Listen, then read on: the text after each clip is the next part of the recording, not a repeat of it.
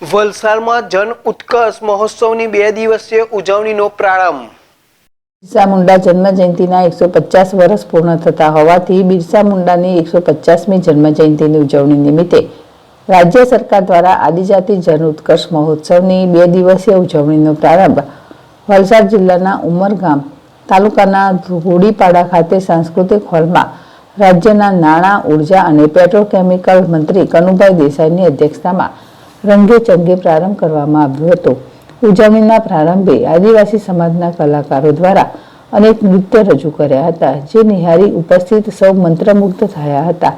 મંત્રીઓના હસ્તે ભગવાન બિરસા મુંડા સહિત દેવી દેવતાઓનું પૂજન કરવામાં આવ્યું હતું।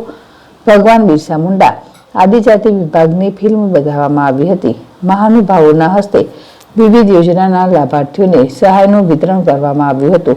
રમત ગમત ક્ષેત્રે તેમજ અન્ય ક્ષેત્રે વિશિષ્ટ સિદ્ધિ મેળવનાર આદિવાસી પ્રબુદ્ધ નાગરિકોનું સન્માન કરવામાં આવ્યું હતું। સ્તર પર વિવિધ યોજનાના તેમજ આદિવાસી ખાદ્ય સામગ્રી અને ઔષધિઓના 32 સ્ટોલ ગોઠવવામાં આવ્યા હતા, જેનું ઉદ્ઘાટન મંત્રીઓના હસ્તે કરવામાં આવ્યું હતું।